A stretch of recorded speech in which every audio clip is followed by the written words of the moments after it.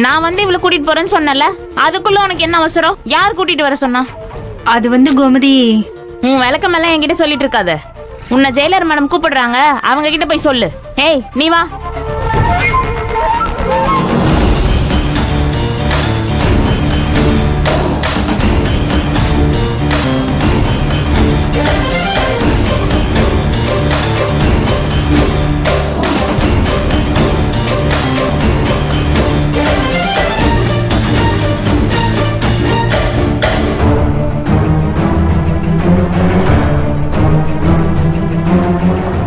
ஏய், ராத்திரி எங்க கையில இருந்து தப்பிச்சிட்டோன்னு ரொம்ப சந்தோஷப்பட்டுக்காத. நேத்து அந்த ஜோதி மேடம் வந்ததுனால தப்பிச்சிட்ட. ஆனா இன்னைக்கு உன்னை காப்பாத்த யாரும் வர முடியாது. அப்படியே வந்தாலும் உன்னை காப்பாத்த முடியாதுடி. இன்னையோட உன்னை க்ளோஸ் பண்றேன்டி, முடிஞ்சா உசுறு பழிச்சுக்க. ஏய் என்னடி எப்ப பார்த்தாலும் பெரிய ரவுடி மாதிரி முறைச்சுக்கிட்டே இருக்க? அப்படியே வச்சேன்னு வை.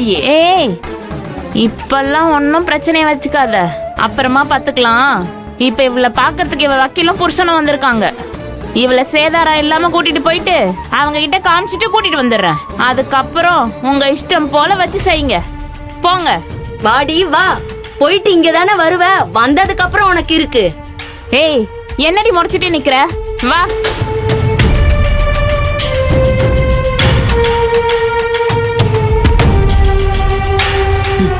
இன்னைக்கு இவளை விட்டு வைக்க கூடாதுடி. ஆமாண்டி, இவளை விடவே கூடாது, இன்னையோட முடிக்கணும்.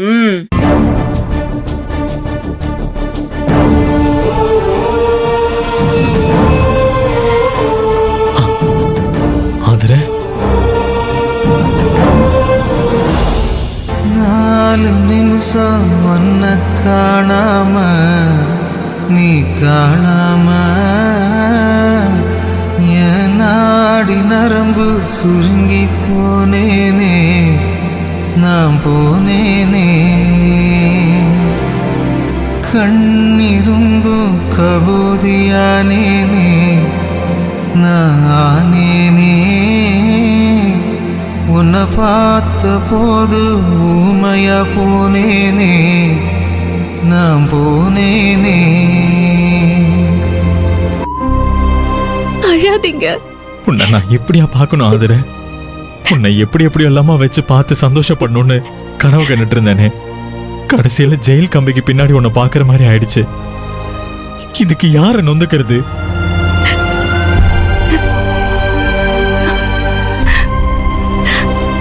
எங்க அழாதீங்க, எனக்கு ஒண்ணும் இல்லைங்க. எல்லாமே சீக்கிரமா சரியாயிடும். நான் வெளியே வந்துருவேன். இதுக்கு முன்னாடி நம்ம வாழாத வாழ்க்கையெல்லாம் சேர்த்து ரொம்ப ரொம்ப சந்தோஷமா வாழ்வோங்க. பிரபு சார், நீங்களே இப்படி அழுதா அவங்க எப்படி ஸ்ட்ராங்கா இருப்பாங்க? சாரி சாரி ஆதிரே, இனிமே நான் அழ மாட்டேன்.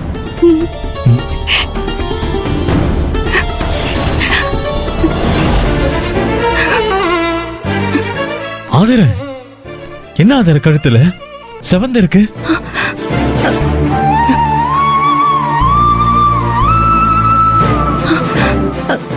சொல்லு ஆதிரே, உன்னை அடிச்சு எதுவும் டார்ச்சர் பண்ணாங்களா? சொல்லு. ஏங்க அதெல்லாம் ஒண்ணும் இல்லைங்க. லாக்அப்ல இருக்கிறப்ப தெரியாம அடிபட்டுருச்சு, அந்த காயம் தாங்க, வேற ஒண்ணும் இல்ல. அது எப்படி தெரியாம அடிபடும்? இங்க பாரு, என்கிட்ட உண்மையை மறைக்க பார்க்காத. தயவு செஞ்சு உண்மையை சொல்லு. உன்னை யாராவது அடிச்சாங்களா? சொல்ல ஆதிரே. ஆதிரே, உங்களை வார்டன் யாராவது அடிச்சு டார்ச்சர் பண்ணிருந்தாங்கன்னா பயப்படாம ஓபனா என்கிட்ட சொல்லுங்க. நான் ஹைகோர்ட்ல ஒரு பெட்டிஷன் போடுறேன்.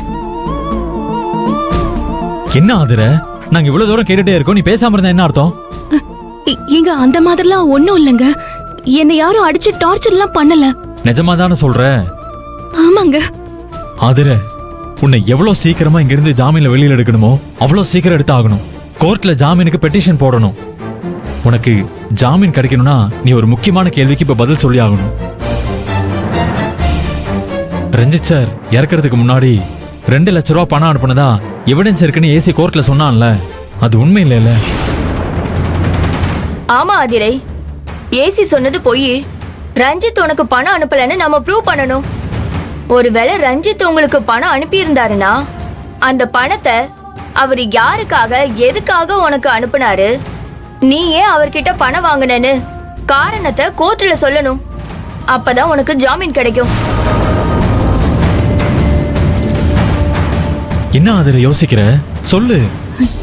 ஏங்க, அந்த ஏசி பொய்யான எவிடன்ஸை ரெடி பண்ணி வச்சுக்கிட்டு நான் ரஞ்சித் சார் கிட்ட பணம் வாங்கினதா சொல்லி வச்சிருக்கான். ஆனா நான் அவர்கிட்ட பணம் எல்லாம் வாங்கலங்க. ஆனா நீ ரஞ்சித் கிட்ட பணம் வாங்கினதா ஏசி ரொம்ப ஸ்ட்ராங்கா சொல்றாரேமா. மேடம், அவன் போய் சொல்றான் மேடம். எனக்கு நல்லா தெரியும். என் ஆதர ரஞ்சித் சார் கிட்ட பணம் வாங்கியிருக்கவே மாட்டான். அந்த ஏசி ஆதரை பழி வாங்குறதுக்காக இப்படி இல்லாத கட்டுக்கதையெல்லாம் சொல்லிட்டு இருக்கான். என் ஆதரை எனக்கு தெரியாம யாருக்கிட்டையும் பணம் வாங்கியிருக்க மாட்டேன் மேடம். எனக்கு அந்த நம்பிக்கை இருக்கு. நான் என் ஆதரை முழுசா நம்புறேன் மேடம்.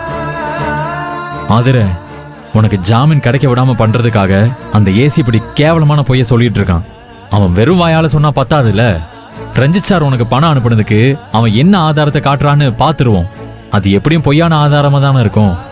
அத பொய்ன்னு நம்ம எப்படி நிரூபிச்சிடலாம். நீ ஒன்னும் கவலைப்படாத, சரியா? தைரியமா இரு.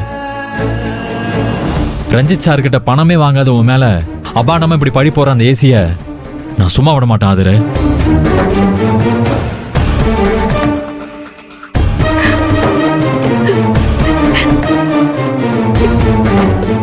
என்ன ஆதிர, உனக்கு என்ன ஆச்சு? என்ன அழுவாதீங்க, தைரியமா இருங்கன்னு சொல்லி நம்பிக்கை கொடுத்துட்டு இப்ப நீ எதுக்கு அழுவுற? ஏசி உன் மேல இவ்வளவு பெரிய பழிய போட்டுட்டானே நினைச்சு அழுவுறியா? இதனால உனக்கு கெட்ட பேர் வந்துருமே நினைச்சு அழுவுறியா? அதெல்லாம் உனக்கு எந்த கெட்ட பேரும் வராது. யாரும் உன்னை தப்பா நினைக்க மாட்டாங்க. அப்படியே யாராவது நினைச்சாலும் நீ அதை பத்தி கவலைப்படாத. நான் உன்னை நம்புறேன். நான் உன்னை தப்பா நினைக்கவே இல்லை ஆதிர. நான் ஒரு தடவை இல்ல, 100 தடவை இல்ல, லட்சம் தடவை சொல்லுவேன். ரஞ்சித் சார் உனக்கு பணம் அனுப்பியிருக்க மாட்டாரு. நீ அவர்கிட்ட பணம் வாங்கியிருக்க மாட்ட.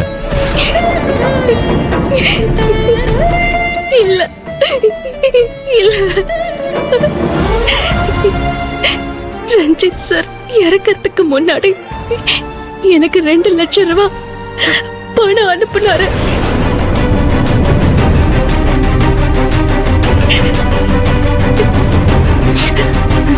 என்ன ஆதிர சொல்ற? என்ன சொல்ற நீ? 2 லட்சம் பணம் வாங்கினேன்னு ஏசி பொய் சொல்லலங்க. நான் தான் உங்ககிட்ட உண்மையை சொல்லாம மறைச்சிட்டேங்க. நீங்க என் மேல இவ்ளோ நம்பிக்கை வச்சிருக்கிறப்ப இதுக்கு மேல என்னால உங்ககிட்ட உண்மையை மறைச்சு உங்களை ஏமாத்த என் மனசாட்சி இடம் கொடுக்கல. என்ன மன்னிச்சிருங்க.